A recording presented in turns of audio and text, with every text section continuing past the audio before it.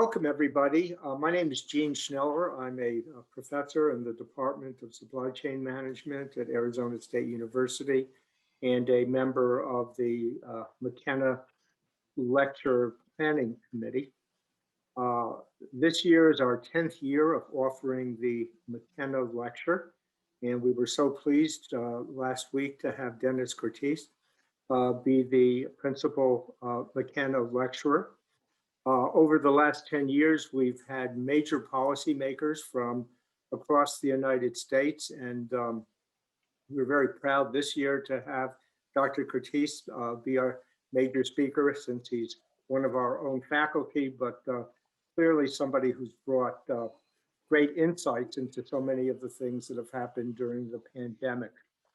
I should mention that the McKenna Lecture commemorates Mark McKenna, who was a great leader in the area. And these lectures have been made possible by the McKenna Foundation at ASU. They have been offered for the last decade, free to attendees. In other years, we've had a great reception, and no, there is no one delivering pizzas to your house today, so you can just have to deal with that by yourselves. But you can do a happy hour after to celebrate the event. But we would hope also that you have gotten a lot of value out of these lectures over the year and the last 2 days, and we'll have 2 more sessions, one next Thursday and one the following Thursday. So I think you'll find them to be very, very exciting. The plan for this afternoon is to be very interactive. We have 2 great speakers whom I'll introduce in a second. We'll talk about meeting logistics for a second. And then I'm going to talk just very briefly about workforce and introduce the panel to you, and they'll provide some insights into this whole area of healthcare workforce. We've been working on a number of other areas, particularly supply chain and organizational design. We'll say a little bit more about that going forward, but we think that these are really key factors to talk about. This year really was very different for us. This has always been a live lecture. COVID-19 stood in the midst of this. Some people have described COVID-19 as a black swan event. If you've never read the book Black Swan, it's really interesting and fun. But this wasn't obviously a black swan. It was something that had happened.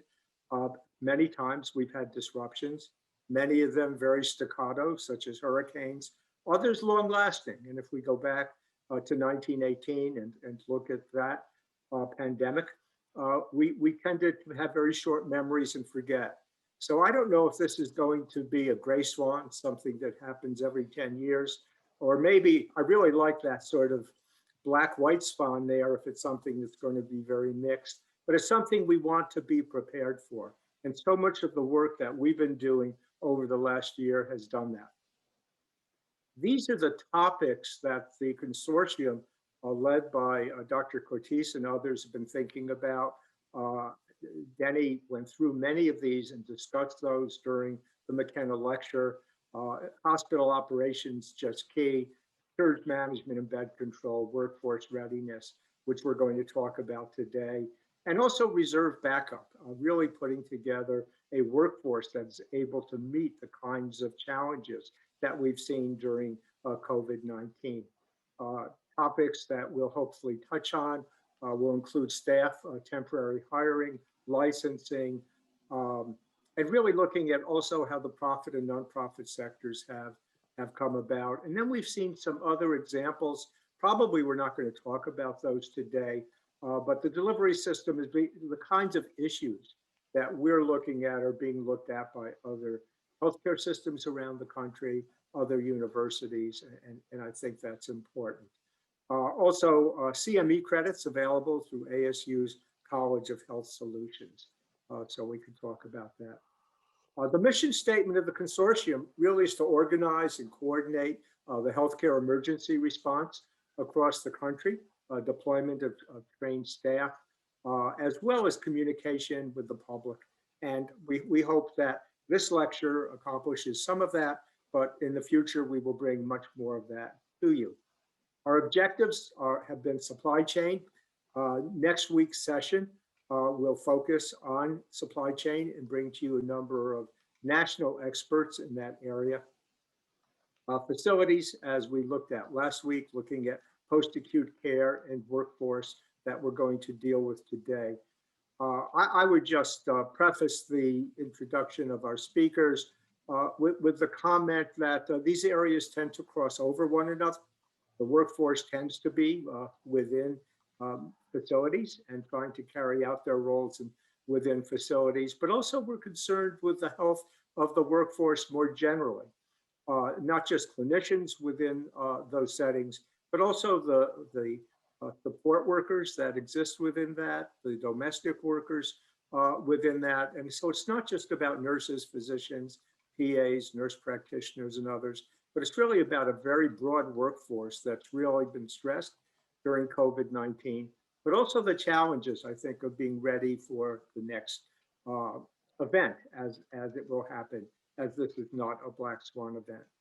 So we're going to try to develop plans. Hopefully at the end of these 4 sessions, we will try to pull together much of what we've looked at, understand the policy implications, the work streams, and develop a white paper that will be available to all of the attendees and others going forward. And so we're excited because the quality, I think, of the discussion last week and what I think you'll hear today and next week will provide some kinds of input that doesn't come out of other areas. And so, again, our role here at ASU and working with CAPS Research, the Center for Advanced Purchasing Studies, is really to have provide ongoing organization and coordination, assure emergency preparedness, and of course, provide research and education, which is obviously a very core aspect of ASU and for CAPS Research. And this year, we're especially happy to work together with CAPS Research in presenting the McKenna Lecture. They have been an amazingly great partner, and I think will continue to help us enrich this area. So here are a number of the issues for topics today for securing and supporting the healthcare workforce. We're going to look at roles and responsibilities, some of the opportunities that have come about, creating a healthy work environment. And again, for clinicians and non-clinicians, the talent and skills necessary. And we've seen some major changes over the last few months within the workforce, some of it by changes of scope of practice. And we will try to address that in the next hour and a half. But also some related to the new technologies that have come in and changed how healthcare is delivered. Telemedicine is a great example of where doctors, physicians, physician's assistants, and others have been able to engage the patient where they are now. And those impacts will be very, very important. So let me introduce our 2 speakers. I'm going to introduce both of them now so we won't have to do a break in the middle. And they will each provide some insights and hopefully for our presentation. So the first speaker is going to be Dr. Margie Bessel. Dr. Bessel is well known here in Phoenix. We have appreciated her greatly at ASU as she's done presentations in my classroom and others. Dr. Bessel is the Chief Clinical Officer at Banner Health, a physician, residency in internal medicine, noted by Modern Healthcare as one of the top 25 women in healthcare in 2021. Dr. Bessel leads the Banner Senior Leadership Group, reporting directly to Peter Fine, Banner's CEO, and has a budget of $350 million and 2,600 employees within that. So Dr. Bessel brings some great insights and has had to work across the Banner system, which perhaps she'll just describe very briefly as she begins to address that. Following Dr. Bessel's presentation, Jim Cawley. Jim is a physician's assistant, has a master's in public health, has spent many years at George Washington University, where he is currently Professor Emeritus.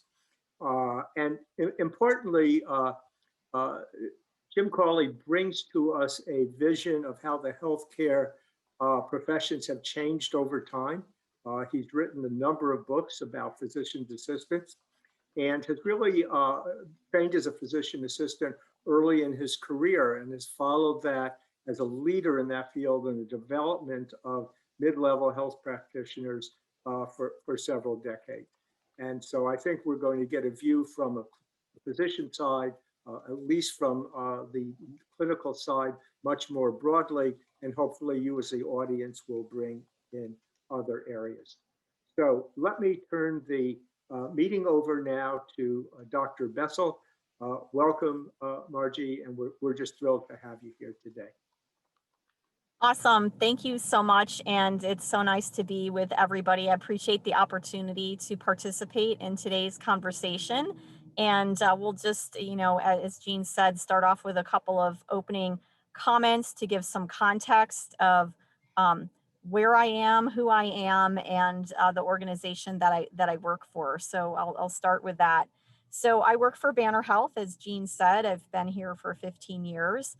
Importantly, related to this topic, I have been the emergency operation director for our entire pandemic response. We have had the longest running EOC in history of Banner Health and have been officially stood up for over a year and began our planning in January of 2020 when it became evident that there was a very serious infection beginning to emerge and that we were likely going to need to have a very significant response to that. So as EOC director for Banner Health, we have a very large organization and we were significantly called upon in all of the communities that we serve to be able to care for those in our communities. So we are a not-for-profit healthcare organization. In 2020, we had about $10.5 billion of top-line revenue. We have 30 hospitals, some of which are quaternary academic centers and some of which are small critical access hospitals. We provide care in 6 different states. Arizona and Phoenix are the base of our operations and represent the largest component of where we do provide care, but we are in 6 different states. In addition to being a large hospital healthcare delivery system, we also have a significant component of other places where care is delivered. So that includes multiple urgent care centers, ambulatory surgery centers. We have a very significant employed provider group that has hundreds of clinics that are dispersed in the communities that we serve. We are in a joint venture with a laboratory system. We're in a joint venture for a physical therapy system and have a number of other endeavors that represent healthcare delivery. In addition to that, and about 20% of our top line revenue actually comes from an insurance division. So with that, we take varying aspects of full risk, down to just being a fee-for-service type insurance organization. And that component of our organization continues to grow, and we expect that to continue to grow larger than the 20% of the revenue that I spoke to. So kind of getting back to whatever you want to call this pandemic, black swan, gray swan, black and white swan, I guess that will probably be determined later in history here. I'll talk a little bit about our Banner Health response to the pandemic and how we utilized our EOC to organize that. As the director of our entire pandemic response and the EOC director, I laid a very significant theme early on of how we were going to respond, and it directly relates to the topics that we're going to delve into today. And that was around the workforce. And so every EOC had opening comments and closing comments, and I set the tone very early that our job at EOC was going to be to save as many lives as possible and to do so by keeping our healthcare workers safe. And every decision that we made was always built around how are we fulfilling that? And that cascaded throughout our organization. And although I didn't necessarily know it right at the beginning, turned out to be right on the bullseye of what we needed to do, how we needed to make decisions, and as importantly, what the front line of those that were taking care of our patients, their leaders, and the other structure of our organization was going to need to hear consistently so that they could feel like they were supported and were going to be able to do their job, which is to take care of the patients who needed us. So keeping healthcare worker safety first as our goal and using that as every decision plays into many parts of the pandemic, and some of which it sounds like you've delved into with supply chain. But as Jean said, many of these topics, they intermingle with each other, and I'll just speak to a couple of those that we encountered. So, I think early on there was a lot of items in the press and maybe a lot of rhetoric out there in the communities about things such as ventilators, running out of oxygen, which is an early report in Italy, et cetera. And that was all true. But the thing that turned out to be the most rate limiting resource for the pandemic turned out to be skilled clinicians. And so by keeping them safe so that we could save as many lives as possible, that actually addressed making sure that what turned out to be the most critical and short resource that we had was very well cared for throughout. And then how that interplays with the supply chain, we'll just talk about masks, which were certainly the topic of almost every EOC for at least the first 60 days, was how do you approach that limited resource through the guiding theme of keeping your healthcare workers safe? So our healthcare system, very similar to other healthcare systems, had to put in very significant N95 conservation methods. These were endorsed by the CDC as a crisis intervention. And our frontline workers used their N95 masks for 7 shifts at the beginning of the pandemic, stored them in a paper bag so that they could air out and be safe for next utilization. Now, this might seem contrary to the theme of keeping our healthcare workers safe, but is actually right on for keeping our healthcare workers safe. Because worse than having to reuse your N95 mask is having no N95 mask to wear during a pandemic of something like COVID-19 and doing aerosol generating procedures. So again, our EOC mantra of keeping our healthcare workers safe so we could save as many lives as possible was well heard all the way down to the front line as we messaged the why behind reusing another scarce item, which was N95 masks. Another example of just decision making and keeping our healthcare workers safe as a guidepost for that was around visitation. So I don't know if any of you are on the phone here, needed medical care during the pandemic, whether it was related to COVID or non-COVID, or perhaps somebody in your family or maybe a friend. But if you did, you certainly faced some significant issues around visitation. And not having visitors in our hospital was a huge step for us to have to take, but one that was incredibly necessary for a whole variety of reasons, all centered around keeping our healthcare workers safe so they could do their primary role, which was to keep our patients alive. It's very, very difficult for them to not have family there to provide emotional support and to provide a lot of other things that happen during a 24-hour care cycle that a nurse, a respiratory therapist, or a CNA might not need to do. But again, by messaging and staying true to keeping our healthcare workers safe, that was well understood all the way to the front line. And then kind of just tangentially touching around telemedicine, which was an important aspect of our response during the pandemic, I want to tie healthcare worker safety to visitor restrictions to telemedicine. So like many other healthcare delivery systems, we of course had to transition a lot of our ambulatory visits to a teleplatform. This is the silver lining of the pandemic in that we accomplished that transition, building of that platform, building of the workflow, building of how you bill and schedule those appointments. We probably got 3 years worth of work done in probably 3 weeks. So there's nothing like a good crisis to help you get things done. And that certainly played out for us in the ambulatory setting, where essentially we had to move almost all of our visits to a teleplatform for a period of time early in the pandemic in that March timeframe. But tying it back to healthcare worker safety and visitation, we also were able to build a platform within our hospitals and within the patient rooms so that rounding could be done by healthcare workers who were literally either right outside the room or potentially rounding from somewhere else, including home.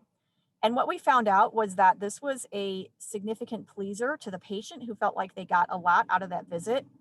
It was a significant improvement for workflow for healthcare workers, and especially those on the front line. For any of you who have had to don on and don off PPE, the amount of time it takes to put a gown gloves, mask, and shield on, go inside the room, come outside the room, and don all that off, wash your hands before and after, and do so multiple times per hour, you can see what a disruption that is to workflow, despite the fact that, of course, it's keeping you safe. So by being able to provide a teleplatform for much of that rounding to be done in a different way, where the donning on and the doffing off did not need to occur, was again a great crowd pleaser. And parenthetically, it was just interesting what we got from patient comments about what a nice, purposeful, and very meaningful visit was for them. One other thing I'd like to briefly touch on, and it was in the list there that Jean shared, was what do you do when you have such a shortage of the skilled, experienced frontline healthcare workers that you need to respond to a significant surge in volume like we experienced. For many of you here, you probably know that Arizona was the world's hottest hotspot for COVID, both in our summer surge as well as in our winter surge in January. That is not a good call to fame to experience. And certainly we at our healthcare system were the downstream recipients of that. Banner Health cared for about 50% of all of the COVID inpatients in the state of Arizona. So when you think about us being the world's hottest hotspot for COVID, you can imagine maybe what that felt like for us here at Banner Health, what a Herculean response that required, and all the way down to the front line, what that took. We did not have enough people to take care of all of these patients who needed us. And in the winter surge, every other state was surging at the exact same time. So there's not enough money in the world to go get external contracted labor to supplement. You certainly do some of that, but we had to find other innovative ways to supplement our workforce. So that included doing things like upskilling, which means taking people who are in the ambulatory setting and teaching them how to work in the hospital environment. Taking nurses who perhaps work on a med surge floor and teaching them how to be helping hands in the ICU so that we could stretch our ratios in a way where those individuals who were in high demand and low supply could do the most critical aspects of care for a patient, supplemented by others who could do the less critical aspects of care. This took an enormous amount of thoughtful planning, an enormous amount of scheduling, and also enormous amount of sacrifice on those that were being upskilled, as well as those who were the most highly skilled, learning how to do their workflow with a team of individuals, most of whom they had never met, much less worked with during a pandemic, much less worked with during a pandemic with the surge that Arizona felt in the month of January. And so finally, I'll complete my opening comments here about healthcare workers of what do you do after the pandemic and what you need to do during some components of the pandemic. Healthcare worker burnout, healthcare worker anxiety, healthcare worker depression, healthcare worker fatigue, healthcare workers leaving the healthcare industry are all very important, significant, real aspects of the pandemic. And during the pandemic, we had already built some resources specifically for physician burnout and significantly expanded those for all of our team members and are continuing to listen and provide resources to team members as we go through the downswing of this pandemic and go through a recovery phase. And this next phase of the recovery, so that we can keep our healthcare workers safe and well, and keep them in the healthcare industry is incredibly important. The state of Arizona already has less physicians per capita than most other states in the United States. And so we really cannot afford to lose nurses, CNAs, respiratory therapists, or physicians in the aftermath of this pandemic. And we have taken some lessons learned from the military, and I want to just read a short section that I have here about the importance of debriefing, the importance of listening tours, the importance of strategically creating spaces for those to share their experiences that they shared together, but have not yet had time to debrief and talk about it. So I'm going to read a section that we took from the military that I think is really interesting and important. And this is what we are weaving into our everyday lives of setting up spaces for those that have been through this to be able to talk with and through it with like-minded colleagues who have shared that same experience. So it goes as follows. At the end of a major conflict in 1982, troops were sent back home. Approximately half were flown home immediately, and the other half sailed home together on battleships. When looking at the mental health outcomes of these troops 10 years later, something surprising was found. There was a significant difference in the incidence of mental health issues in the two groups. Those who flew home had a much higher chance of developing depression, anxiety, and post-traumatic stress disorder compared to those who sailed home. What made the difference? The group that made their journey home together by sea had the opportunity to debrief and share experiences with their colleagues and peers, and this time spent listening and supporting one another proved to be a beneficial effect significantly on their mental health. Taking time to connect and chat about our experiences of upsetting and traumatic situations is healing and builds resilience, or the ability to cope with stress in healthy ways. So, lesson learned from the military, an important component of how we keep our healthcare workers safe and healthy in the aftermath of this pandemic, with a lesson learned from the military. I have the reference for that if anybody's interested and can provide it to Jean later.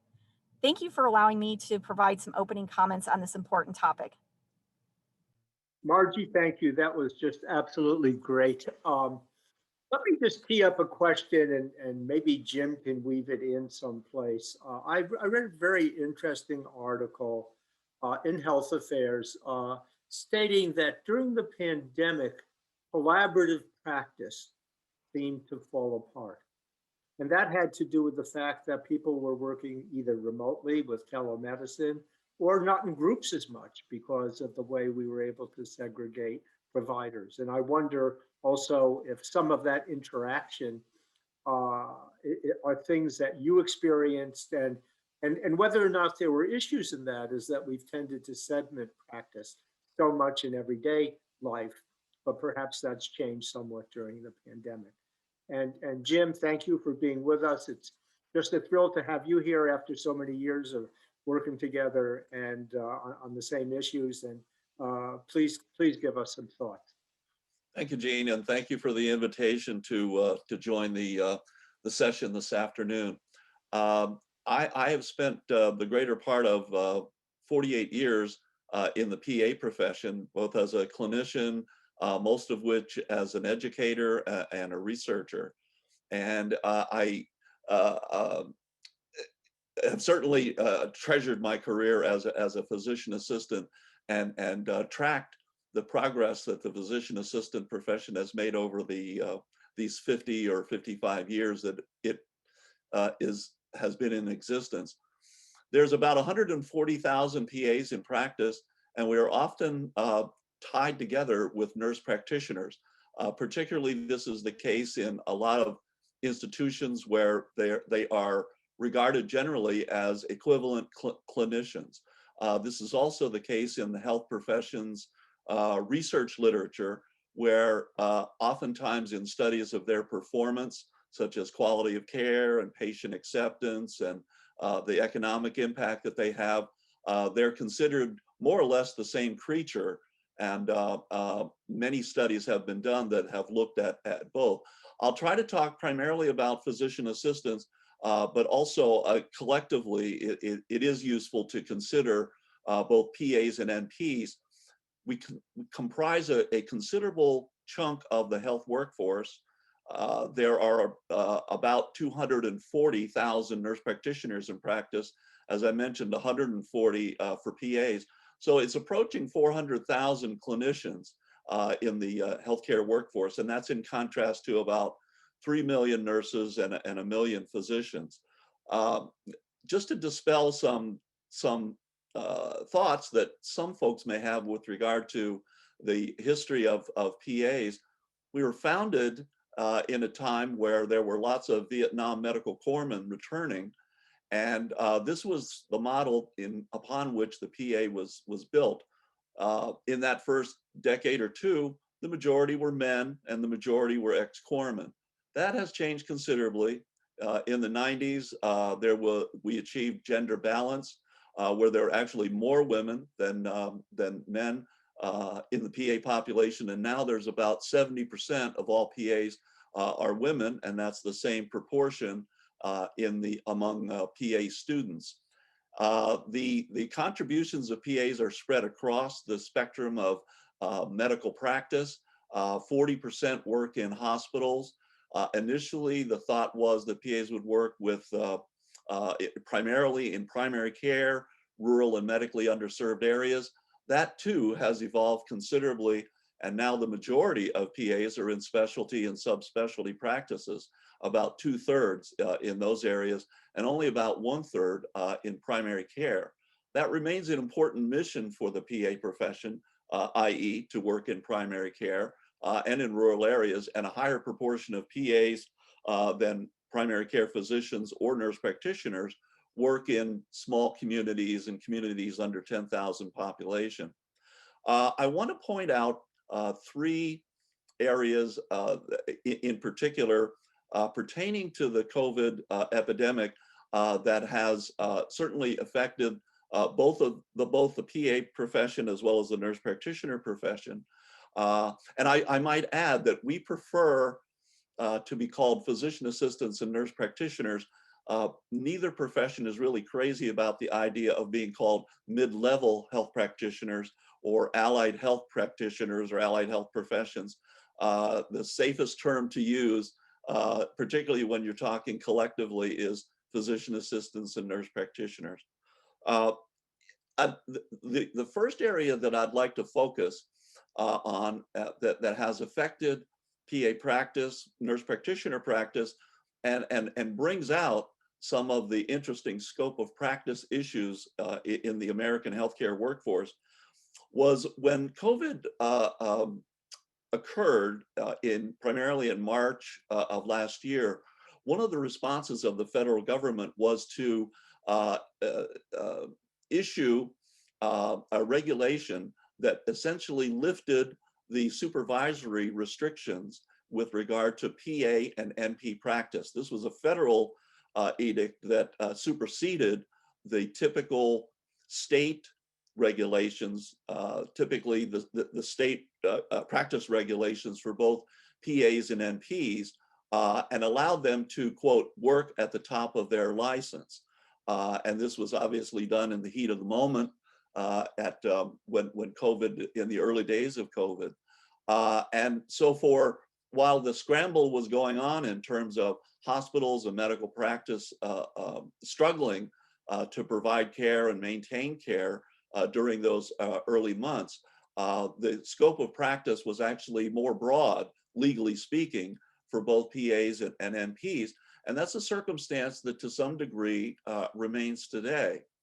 What it brought forth, though, was the concurrent trends that are occurring in the workforce of both professions seeking a somewhat more independent practice stance. This is something that obviously concerns primary care physicians and physicians in general. In about 24 states, nurse practitioners can practice independent of connections with physicians. Legally, there are no restrictions for them in terms of independent practice. For PAs, in all states, they remain dependent practitioners, although there is some movement within the profession to attain a more independent or a more autonomous practice stance. That movement has moved slowly. It's not certainly a uniform agreed policy on the part of physician assistants. There's still many that feel very comfortable practicing in the team with the physician. So in any event, the events of COVID has sharpened to some degree these points within the various health professions and competition for not only primary care practice and the area of primary care, but have also increased the level of friction in some instances, particularly between primary care physicians and independently practicing nurse practitioners. This is an evolving circumstance. It's likely that nurse practitioners will continue to seek greater degrees of autonomy in practice. But it's important to note that this is on the level of the health professions organizations within the regulatory sector and within the health professions organization sector. In day-to-day clinical practice, both for PAs and NPs, there's much less friction than you would be led to believe. There is a great deal of teamwork that occurs with physicians, particularly in the hospital setting, with PAs and nurse practitioners, particularly in the emergency room setting with both types of these healthcare professionals. So the circumstances with regard to COVID, though, has sharpened some of these conflicting scope of practice perspectives. The other area that I think it's worth mentioning that has been affected by COVID has been the training of healthcare providers. I look at it from the lens of a PA educator and have noted the significant disruption that occurred last March, where hospitals said to PA training programs, and this was also true for medical schools and medical student training, and the same for nurse practitioner training, particularly in institutions, was that these students could not serve in training roles in the institution, at least for temporary periods of time. This was a considerable disruption in the educational process, both for all three types of healthcare professionals that I'm addressing. And some of the gaps that have occurred in the education of those providers are still causing issues. There was a return in many instances of students that took place in the fall, but there still remains a number of institutions that are hesitant to take students in the institutional setting in terms of training. This, we feel, is going to present some issues for the workforce in terms of making sure that training meets accreditation standards, that training graduates healthcare providers that can pass the various licensure and certification exams. And we may see that there has been or will be a fall off with regard to performance on such examinations in the future as a direct response or as a direct cause of what had happened during the 2020 pandemic. The last point I'll make pertains specifically to the PA profession, and that is that the creators of the profession were very far-sighted individuals, and Jean knows who I'm talking about in terms of some of the physician leaders at Duke that founded the initial program there. And that is that PAs have this particular, almost unique character of clinical flexibility, meaning that they are trained as generalists and are able to work with a variety of physicians in different specialties. They have the ability to change specialties. For example, a PA may work in primary care or family medicine for 10 years. That physician, for whatever reason, moves on or retires. They are then able to work with another set of physicians or in an inpatient setting in emergency medicine or in pediatrics or another specialty, even surgery. So this flexibility is a unique characteristic of the profession that allows for PAs to be nimble within the workforce and permits employing institutions such as hospitals, such as large health systems, to utilize PAs in a variety of different ways. And this has been an asset in terms of the disruption in staffing that was observed in 2020, particularly in the emergency room setting.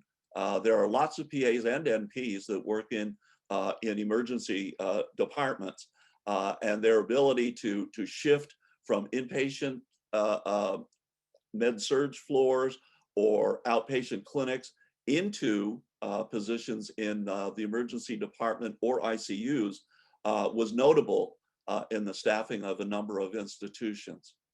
So I'll stop there and be happy to entertain any questions, and look forward to our continuing discussion, and particularly your questions. Jim, thank you very much.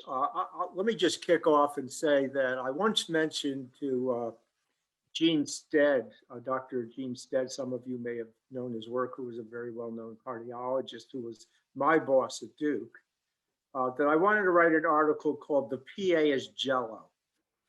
He convinced me that wouldn't be kind, but my comment was you could put them into a lot of molds and they would perform.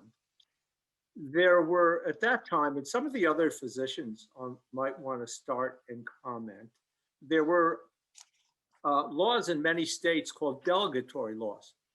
And those delegatory laws allowed a physician to delegate almost anything that he or she thought to someone else, whether they were trained or not trained. And those delegatory statutes stood for many years and allowed physicians to train folks. And I wonder, and certainly Dr. Bessel might comment and others, how much law does many things. It may say what you can do from a scope of practice perspective, but at the workplace, we do a lot of innovation. And I wonder how much innovation there was and how much the delegatory opportunities change that. And are there lessons then for expanding workforce and bringing others in who may be trained differently? So let me just open the floor with that question.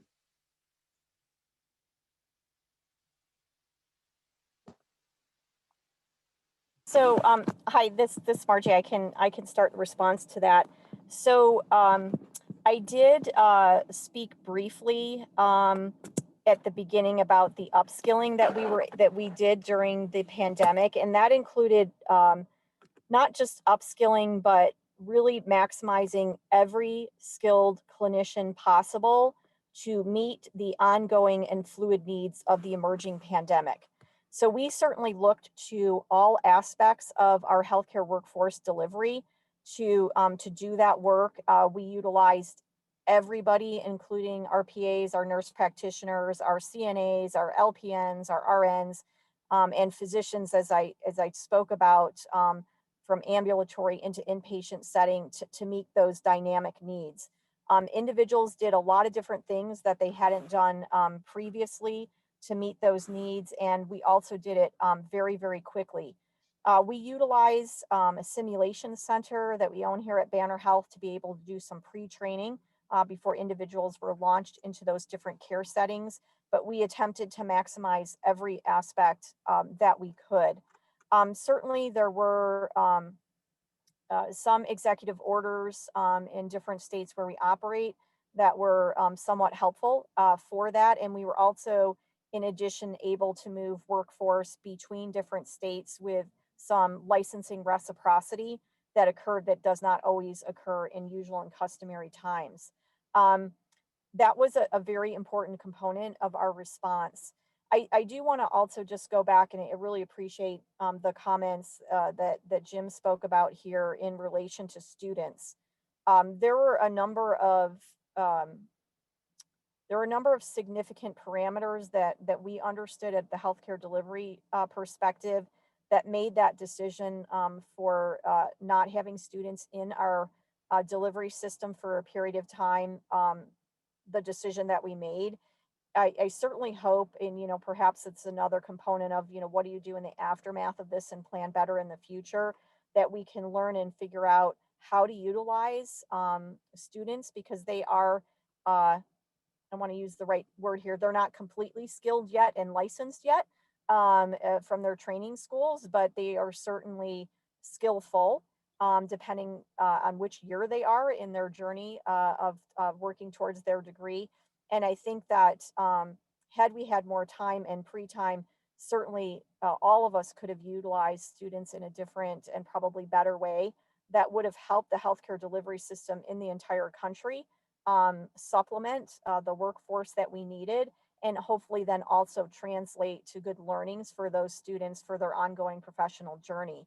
It is, as Jim spoke about, amiss for all of those individuals who are going to be on a professional journey and likely going to experience some type of event somewhat similar to the pandemic that we are just finishing experiencing here, to have not been able to be on the front lines experiencing that, so that they would be in a great position next time the healthcare delivery system is challenged in a similar way to help lead through that.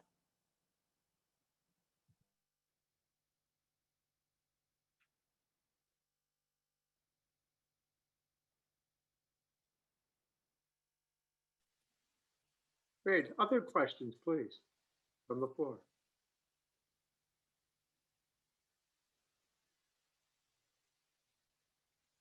Jean, this is Karen Conway. I put a number of questions in the chat, but I was really struck, Dr. Bessel, by the citation. I would love to get the citation of the troops coming back in 1982, and it made me think about: is there guidance for family members of healthcare workers who have been on the front lines for so many months under these stressful conditions? You know, is there guidance for them in terms of how they can help their loved ones when they're coming home at night or at the end of the week, and hopefully when we're past the pandemic?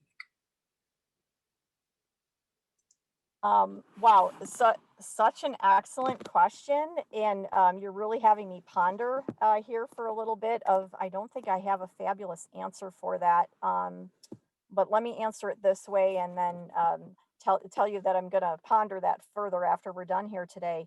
So throughout the pandemic, family members, played an incredibly important component, and we became very aware of that very early. I'll just cite a couple of specific examples. Housing, childcare are two things that, as the states where we operated began to shut down, go into various stages of lockdown, or however you want to define that, these two themes emerged very quickly of what the impact of all of this was going to be on families. So very early in the pandemic, obviously way before a vaccine ever became available, those that were working on the front lines, many of them did not want to go home. They did not want to go home and bring a potential virus into their families. Some of them have lots of different issues, family members who are vulnerable, et cetera. And we partnered with a number of organizations to provide housing for those individuals who did not want to live at home, and partnered with over 80 hotels in the different communities that we serve, and offered housing to our healthcare frontline workers.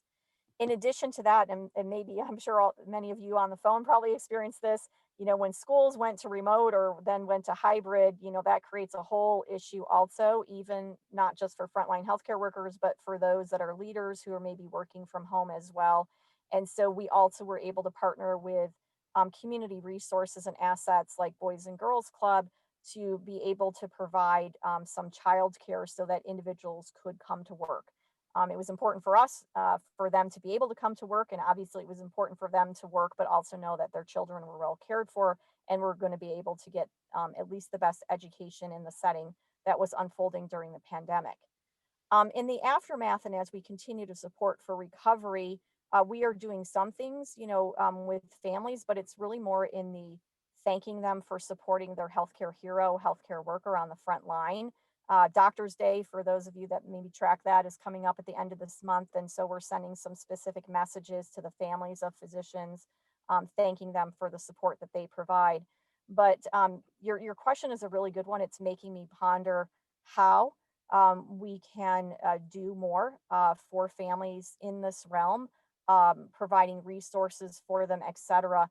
We do have some resources through our HR component of general support and counseling and things like that. But I think you're asking a much more specific question that I don't believe that we have a lot in that bucket. And thank you. This is why I like to do these, because I get as much out of them as hopefully you guys do. And so that's a great item for us to think about and augment our offerings. I thank you for that, because you've also expanded my thinking in terms of, thinking about children who may not see their father or their mother because they have to be away and they're not coming home. And so there's stress on the families as well. So, you know, everything is connected. I appreciate your comments.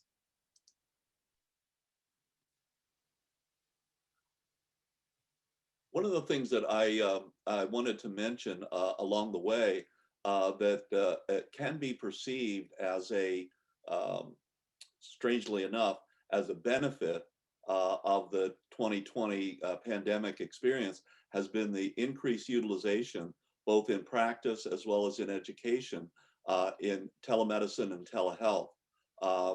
I can tell you that in medical schools, in the ones that I'm affiliated with, as well as the PA programs in the medical schools with which I'm affiliated, there is a much greater emphasis now being placed on the use of telehealth technology and telehealth approaches to medical practice, particularly in primary care. This is likely to be the case and continue to grow even past the end of the pandemic, whenever that does occur. And I think in large measure, there's many positives in that. It's a more efficient use in many ways of the medical visit, even though some would say that there's nothing like the person-to-person contact. There is an efficiency factor that comes with the use of telemedicine and telehealth. Gene, I have a comment. This is Denny Cortez. Just a question for both of our speakers. Okay, we've been almost talking like the pandemic is over. I suspect that we will have a great opportunity to test everything we've learned relatively soon, coming up maybe next year. Maybe some variants will occur next year, I mean, the fall. But also, we've had a major poor response to the 1917-18 flu epidemic. We had trouble with Zika. We had trouble with Ebola. We had H1N1 2008.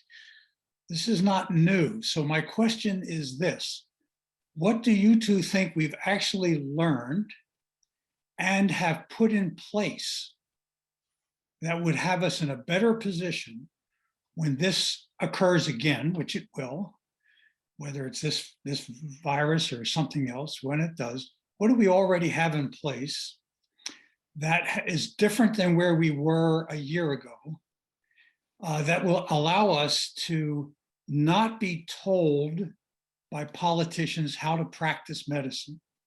In other words, closing up the hospitals. We have an obligation to take care of the sick and of every category. So closing, we all learned, was a mistake, and notice we didn't close this last time. So what's new and what's different that would actually put us in a better position to manage through this pandemic from the supply chain standpoint?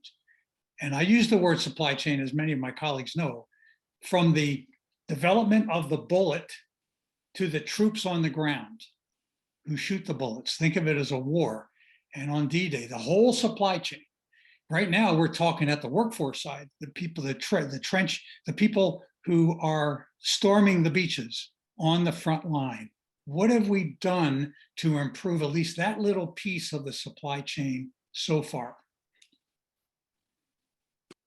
Well, I would answer that, and then I run the risk of this being a politicized answer to your question. But part of me, I spent some time at CDC. I taught in a school of public health, and I noted the neglect of public health infrastructure, public health planning, disaster planning, epidemic planning that occurred over the past 5-8 years, maybe even dating back to 2010. That these systems, and notably the Office of Disaster Planning in the White House, that on down the line through the CDC, through state and local health departments, and through the Department of Health and Human Services in the federal government, there was, and this occurs cyclically, there's a neglect of public health infrastructure, a neglect of public health planning for such events that we've witnessed. And so my answer to your question is that there needs to be a strengthening of these systems. There needs to be a strengthening of public health infrastructure, because you're right, there is something like this that's going to happen again and again. And we need to have much better preparation. And this applies to all manners of the various components of the health delivery system. But it takes this public health infrastructure to really undergird protection and prevention of breakdowns due to a pandemic such as we saw.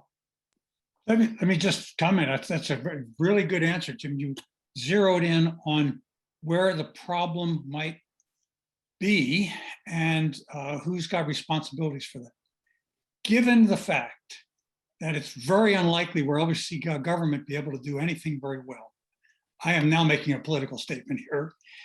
That's number one. Given the fact that delivery systems have to care for people, we have to be ready to care for people no matter what the government does. We're on that front line. We have to deliver that care. What have we done to make ourselves more resilient, assuming the government will not be able to accomplish anything? What is it that we can do from a policy perspective? What have we done internally? I'm just thinking, just give you one example of what I mean. We have many groups in the delivery system that could have developed testing. They were stopped and blocked.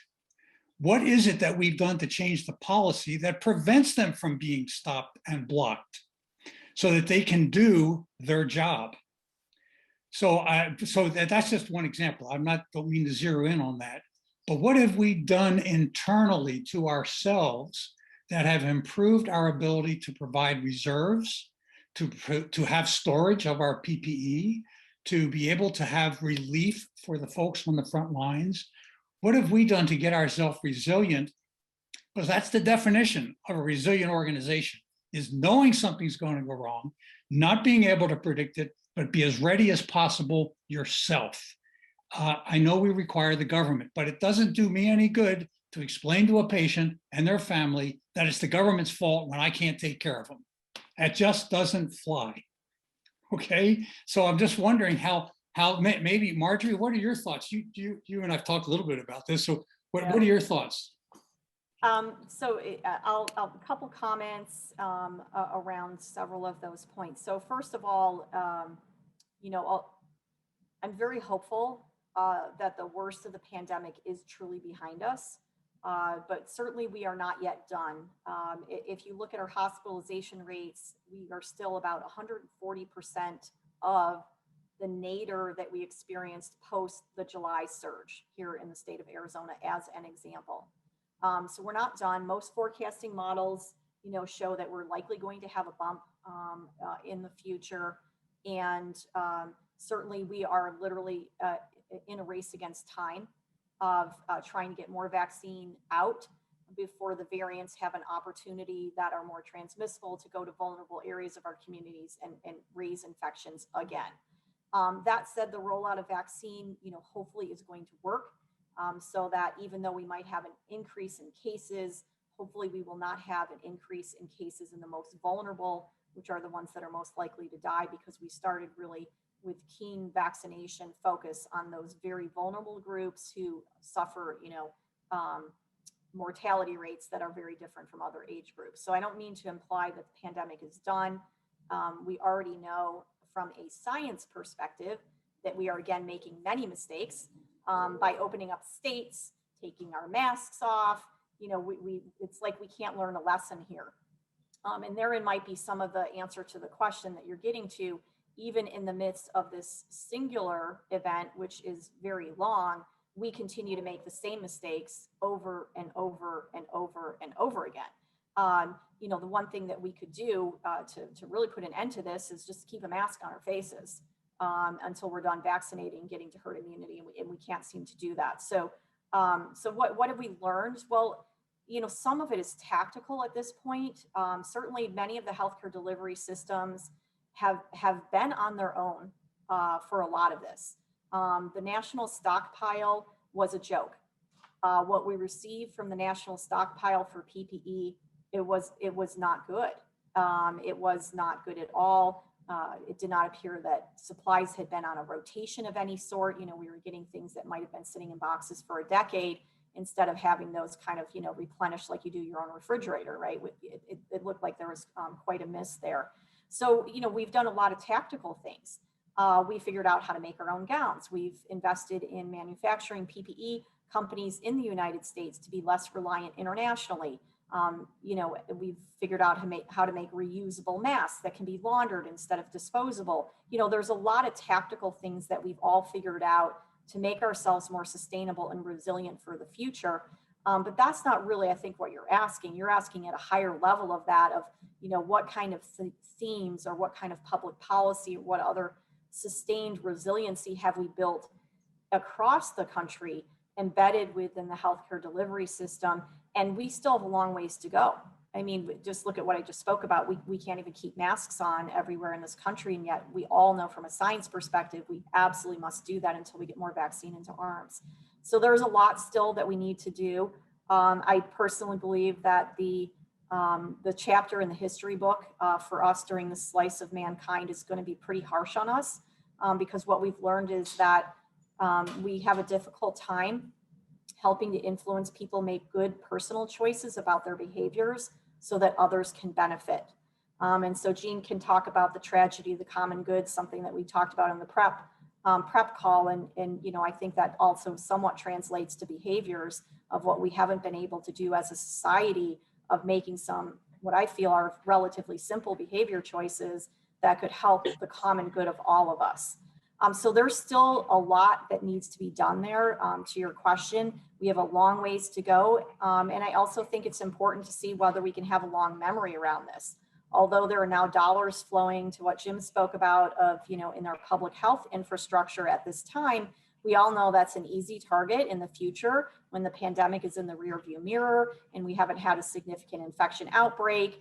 You know, all you have to do is look at our measles cycle here, and we get very complacent. And next thing you know, we eradicate measles, and then, you know, a decade later, measles has emerged again because we get complacent and we can't sustain our efforts. I think that's just a very small example of what happens. So I'm going to stop there, but that, you know, those are some things I think for all of us to think about to the question that you posed.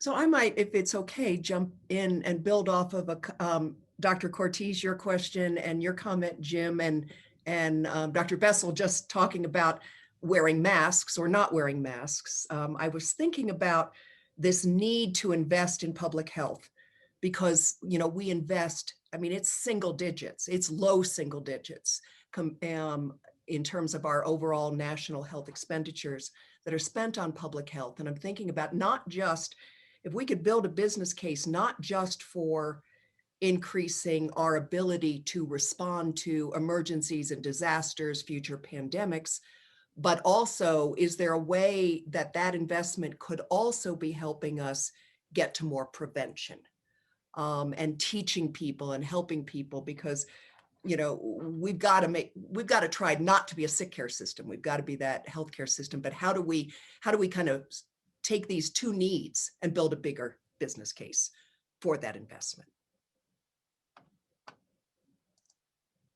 Yeah, I don't know that I have, you know, an awesome path forward for that, but you know, I think talking about vaccine, you know, is a component of public health policy, prevention strategies, and it kind of goes back to Dr. Cortese's question of what have we learned?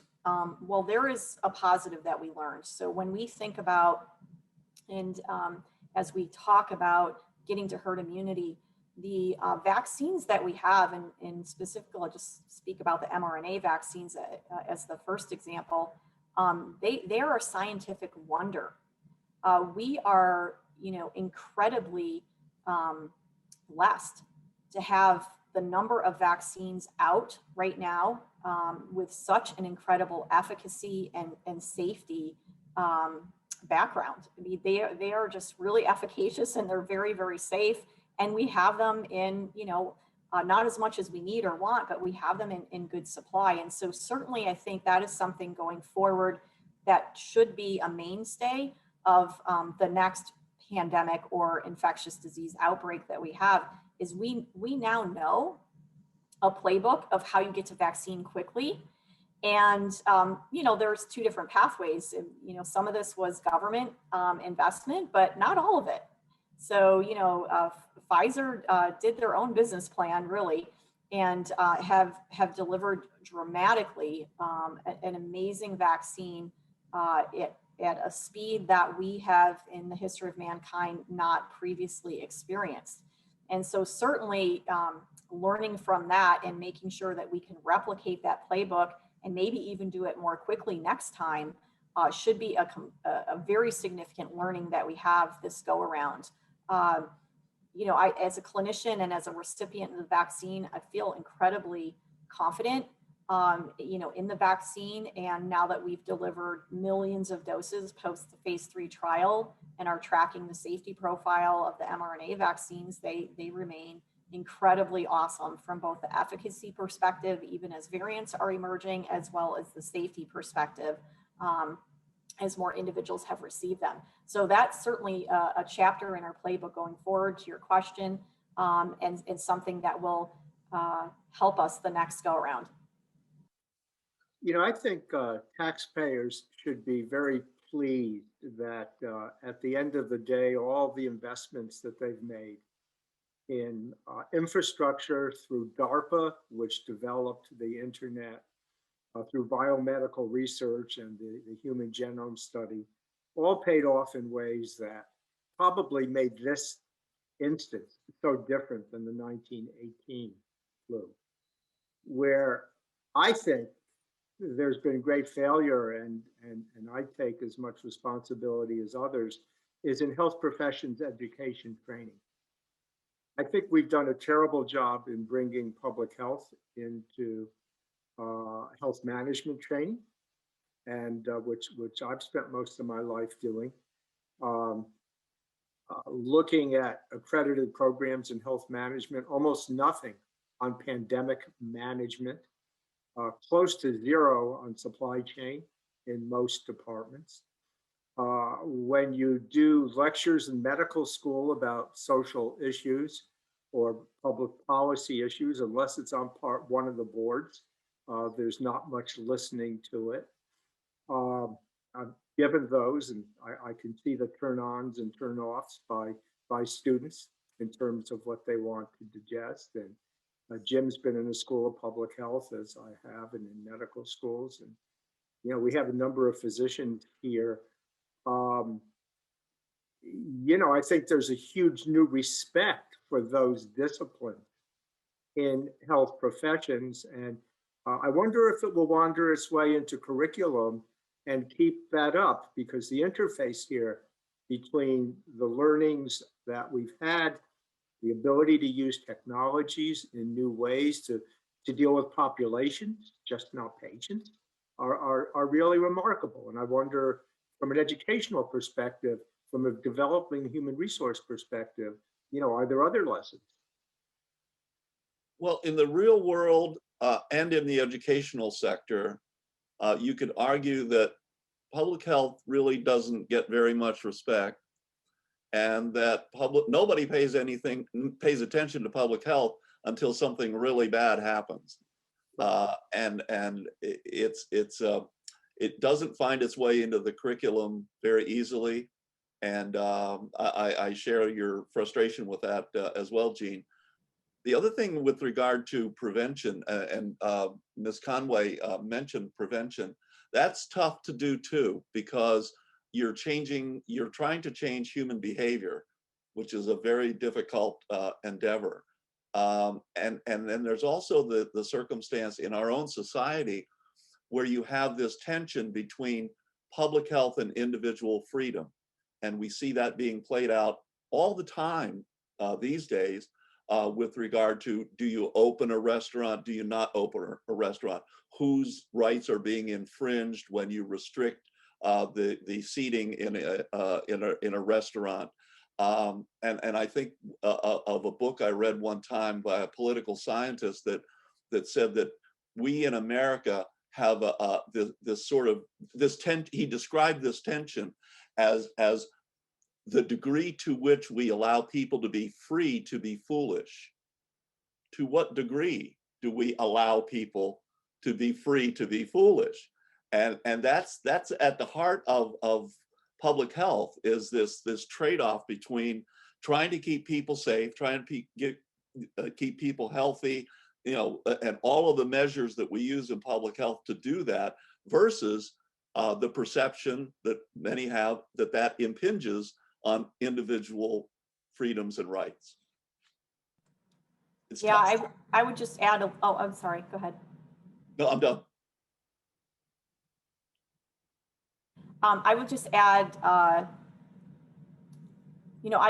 had courses and training in pandemic as a chief medical officer for Banner Health with a 15-year career here. I've done planning and things like that. I'm a FEMA trained individual. I've gone to FEMA training in Anniston, which is, where you do a lot of scenario training. But I will say nothing prepared me for what I had to do this past year at the level that was going to be required of my leadership strength, my physician clinician experience, and just, the guts that it takes to get through what we just got through. And so, going forward, when I reflect back on the training that I did have for pandemics, it was nowhere near the depth of what is needed if you're truly going to face something like this. And it didn't involve enough simulation, which is the most equivalent way of trying to get somewhere near what people like myself and others who are in my position across this country needed to dig deep into to be able to do what we just did. I'm just going to tout for the healthcare heroes on the front line and the healthcare delivery systems. What we just did for the communities that we serve was Herculean. It's amazing what we were able to do with all the obstacles that we had in place. And it's very difficult to do that and to inspire your healthcare workers on the front line to come work as hard as they did, be upskilled, do things that they've never done before when people can't put a mask on outside the doors of the hospital. So, think about the messaging and things like that leaders had to do to continue to inspire them to come to work while they see the reality of what's happening out there in the field. So, going forward, lesson learned from that is we've got to do much better job of simulation type training for all of us who may be faced with scenarios similar to this. You just can't do it in the textbook setting. You've got to actually be in a simulation type of environment to begin to get close to what it feels like, what it looks like, and the type of decisions you're going to be forced to make when a pandemic is unfolding like we just experienced.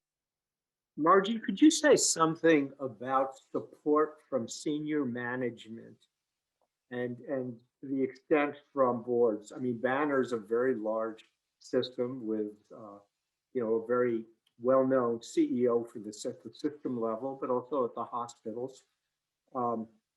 In most cases, many of those people trained in health management programs that, as I said earlier, didn't prepare them for this, but they needed to be prepared to let you do what you did. Yeah, I can't speak for my CEO, although, I can speak about, Banner's response. Again, because I do have emergency management type training, like I spoke to, FEMA trained. I've been to, a training in Alabama as part of that. But we also recognized early on, that this was at its foundation a clinical issue, a clinical event that was going to unfold. And we felt like a clinician and science was going to have to guide us through. And by doing that and by having a physician, a scientist, an executive leader like myself be the face of our response, both internally and externally, we felt like that was going to help us position ourselves in the best possible way to do the best possible work that we could. Again, I'm going to go all the way back to my opening comments. Our guiding principle from an EOC perspective was to save as many lives as possible and to do so by keeping our healthcare workers safe. We were very aware that we were never going to be able to save everybody. We can't even in normal days. In normal days, you know, trauma, MI, strokes, you know, all those things happen, and you can't save everybody. And we knew that that would be the case in the pandemic. But we also knew early on that the biggest rate limiting issue that we would face would be those highly skilled clinicians. And so we had to keep them safe. Even with all the obstacles that we've kind of talked through and worked our way through here on today's lecture, even with all of that, that needed to be our absolute guiding principle. So, you know, I'll give kudos to my boss, you know, Peter Fine, our CEO. You know, we'll tell you that he made a conscious decision that I was going to do, you know, what you saw me do here, which was be the face internally and externally for much of our response, including, you know, media events and all of that, and use that as a way for us to try and influence the public, even when public policy was lacking. So a lot of our consumer research continued to show that the most trusted sources of information for communities remained their local healthcare delivery system.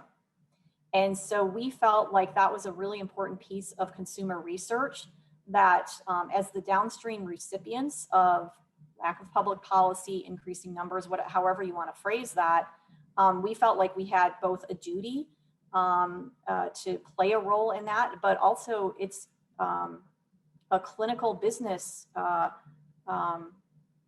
need for us to do that, because I think there was one other comment that we spoke about. Not only are we there to take care of people from the pandemic, but what about all the other people who need healthcare as well? You know, we spoke a little bit about the executive order that required us to shut down surgeries. Well, those individuals need care also. And so we played our role of trying to influence the public at the decision making by being known as a very trusted, wise guide. And again, our consumer research showed us that we would be very successful in that by playing that role, and that people in the community would listen to us because they trusted us. Jean, in your thinking of supply chain thoughts here, Jim alluded to it. Marjorie also mentioned the same thing, and you mentioned very much the split between public health and delivery systems. These are quite different disciplines. They're quite different mindsets, but they are on a continuum of a supply chain, if you want to look at it that way. And so is prevention. Anytime I hear the word prevention, I always ask myself, what level of prevention are we talking about? There are 4 levels of prevention. If you just look at this, primary prevention, which might be vaccines, getting people to wear helmets, not smoking, that sort of thing. Then there's secondary prevention, which is basically looking at those people who are already at risk for a problem, a clinical medical problem down the road, and what can you do to prevent them from moving to that diagnosis so fast, or maybe prevent it totally. Like smoking cigarettes. They're already smoking, they're maybe overweight, their lipids are high, they're going to get heart disease. We know that. Can we delay it? Can we do something? Then tertiary prevention applies to people who already have an illness that as chronic. It's not going to go away. That includes cancers, by the way. Tertiary prevention is taking care of them. You're not going to cure them, but you might keep them out of the hospital, keeping them as well as possible. That's tertiary prevention. Then there's quaternary prevention, which means anytime you go in the hospital, that we do it right the first time really well and take care of them well. $4 trillion are spent on the last 2 levels. Tertiary and quaternary prevention. That's where all the money's spent. That's where all the physicians take care of patients. But in the pandemic, we had physician groups that were prevented from caring for the patients, just like Marjorie mentioned. In fact, those groups actually stepped up and tried to help all the way back to the primary one. In other words, let's get tests done. Let's get that vaccine developed. This whole continuum, to me, are all the elements of health, not healthcare now, health. We have a National Institute of Health They're not a National Institute of doing basic research, although that's how they behave. If you're going to blame somebody for health problems we have, who do we blame? Is it HHS? Is it the federal government? Because that's already up here. That's all primary, secondary prevention. That's public health.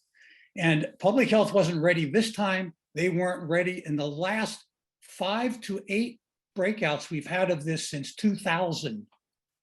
This is not brand new. This has been totally consciously unprepared at that level. How do we develop as a delivery system? We're sitting down here. How do we look back at that supply chain and start saying, what are we going to do to improve these parts of the supply chain? Who's got that responsibility to do that, and how do we make that work? That's really what I was getting at. What have we learned? We've learned that, oh, there's a lot of problems with public health, so we'll hope that somebody will invest in it. And hope is not a management strategy, last I checked. You need something more than that. And who's going to advocate for it, I think, any better than people who understand supply chain, understand that's in the supply chain, and the provider groups are at the distal end of that. And we struggled a fair bit. And I can tell you, public health officials don't have a clue what the practice of medicine is like. I may be overstating that, but I think Margie knows exactly what I'm talking about. They don't have a clue what it's about to take care of people. So how we can turn this whole training program, I mean, Gene, you got really close to it. How do we change the way we train for health in the society, of which healthcare is only an element? So I want to push this, your supply chain people, to think about this, because I look at this as completely supply chain. Everything is supply chain as far as I see it. Well, first, we don't graduate anybody who can't give the talk that you just gave in the last 5 minutes. Because I just think that's so foundational to everything else. I've marveled at the fact that over the last year, only once or twice have I heard CDC described as CDCP. They haven't even changed the sign on the front of the building. And to me, that's a very strong signal of, you know, for those of you who don't follow it, it's Center for Disease Control and Prevention. So we haven't made that leap. And I think we need a new vision for medical education and health professions education. You know, perhaps something that goes back to, you know, the kinds of reports that we did early in the last century. There's one, Gene, there's one glimmer on the horizon this sounds anecdotal, but the one glimmer is that a couple of years ago, the School of Medicine at the University of Wisconsin changed its name to the School of Medicine and Public Health. A small step, but significant in the sense that they saw this disconnect that Dr. Cortez is talking about between the public health folks and the clinical delivery folks. And I hope that it's a step that brings the two ends of the spectrum closer together. Yeah, we only have a few minutes left. This has just been a wonderful discussion. I wonder if there are, not everybody has spoken. I wonder if there's some latent questions out there that somebody just would like to get on the table before we get to a conclusion.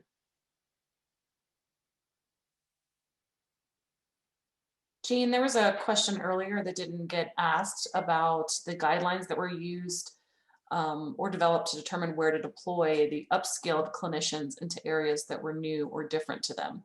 This was specific to Dr. Bessel. Oh, thank you. Yeah, thank you. So the guidelines that we utilized is, first of all, we tried to do it through volunteerism first, and that worked pretty well with some additional reminders when we had voids and gaps. So that was a guiding principle for us.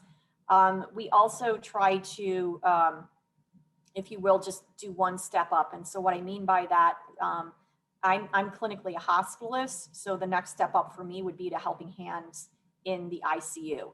So we try to just do one step up, and for instance, not take somebody who is in family practice in the ambulatory arena and put them all the way up to the ICU, taking care of ECMO or high intensity patients who are being ventilated. So that was another guiding principle. And the third one was also making sure that there was a good pre-orientation as well as good orientation on day one. So nothing works against you with volunteerism more than a number of individuals having a terrible first day and telling all of their friends so that you can no longer recruit for upskilling.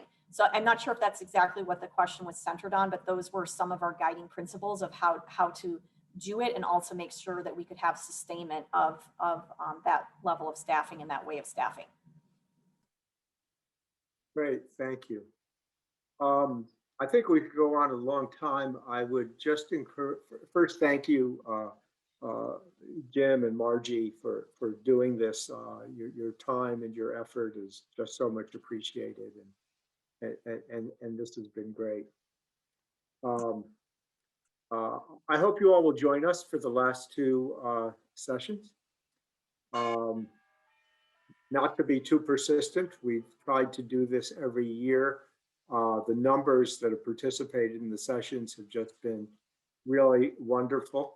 I would like to remind you that we are very hopeful that some of you will see the McKenna series as something that you'd like to help support as we bring these kinds of events to you without any charge. So next week, we will do a focus on matching supply and demand, which I think you'll find exciting and interesting, and then trying to, in a sense, bang the cymbals and pull this together on April 1st. That it's April Fool's Day may tell us something about how hard we have to work to be able to do this, but we're going to try to do that at that time. And so I thank you all for being with us. Our time's come to an end, but if you have other questions, please send them, and be very happy to talk with you.